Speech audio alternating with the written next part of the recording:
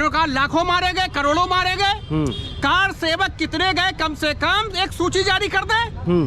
कांग्रेस जो है स्वतंत्रता संग्राम सेनानियों के बलबूते से सत्ता में आई, उसने सारे स्वतंत्रता संग्राम सेनानियों को पेंशन दिया।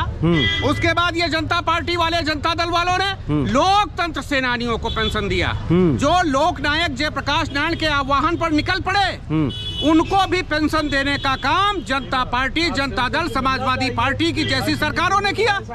और ये सरकार, हम कहते हैं कार सेवक की बल से, ये भाजपा किसके बल पर आई है सरकार? 30 अक्टूबर 90 को जब मैं अयोध्या में घायल हुआ था, हमारा ये हाथ टूटा था, तब वहाँ न योगी था न मोदी था, वहाँ था इंद्र प्रकाश बोधी।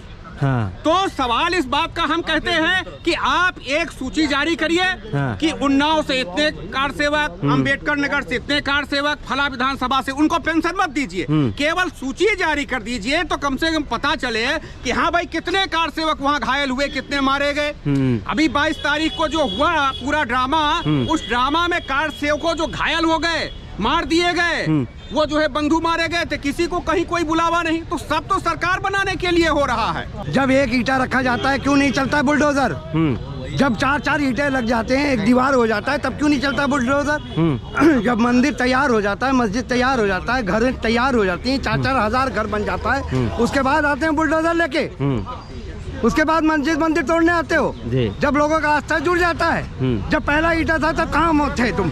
मर रहे थे तुम। जिस दिन पहला ईंटा मंदिर में पड़ा या मस्जिद में पड़ा, मंदिर भी तोड़ी गई है, हजारों मंदिर को तोड़ दी गई है। क्या बात कर रहे हो? मस्जिद, मंदिर और झोपड़पट्टी तोड़ी गई है।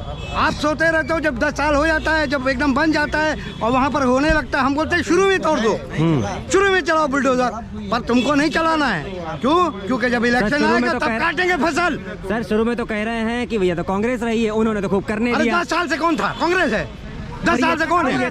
हम पूछे 10 साल से कौन है? 10 साल से कौन है? क्यों नहीं जांच की? करवाइए ना 10 साल। आप बात करते हो 10 साल से ये थे, उनको जांच करके तोड़ देना चाहिए था। पर जब इलेक्शन, तुम बोल जब इलेक्शन आता है तब ये आते हैं और लाशों में राजनीति करने वाले ये बीजेपी वाले हैं, दंगाई हैं ये। हिंदू मुसलमान को भाईचारा बना के रखना होगा। मैं फिर बोल रहा हूँ ये बात, वरना ये आग जैसे मणिपुर में गृह युद्ध हुआ, यहाँ भी होगा, लोग काटे जाएंगे। हिंदू मुसलमान सब भाई भाई हैं। देखिए, सरकार और जनता के बीच में जो मध्यस्थता होती है, वो एक सही कम्युनिकेशन होना चाहिए। इस तरह का हिंसा करने का कोई मतलब नहीं। लेकिन हिंसा अगर पब्लिक की तरफ से हो रही है, क्योंकि देखिए उस मामले को पूरा अगर गहराई से देखा जाए तो यूसीसी का ही मामला है। और ऐसा क्यों लग रहा है कि यूसीसी की वो उस आड़ को लेकर ये लोग यहाँ पे इस तरह से कर रहे हैं? कि अभी 6 महीने पहले भी वही सेम चीज वही वहाँ पे हुई थी। तो इस चीज को आप देखिए कि प्रतिष्ठित अगर लैंडमार्क को लिया जाए, तो आप मुझे वेस्टर्न कंट्रीज बता दो, गल्फ कंट्रीज बता दो, अरब कंट्रीज बता दो। कोई कंट्री होती है, उस कंट्री के अंदर कोई न कोई धर्म विशेष, क्या कहते हैं, पॉपुलेशन का 100% माइनॉरिटी कंट्रोल होता है। ठीक है, ठीक। और रही बात यहाँ पे, अभी एक चाचा कह रहे थे कि देश में विकास को छोड़ के धर्म पे राजनीति हो रही है। भाई शुरुआत किसने की थी?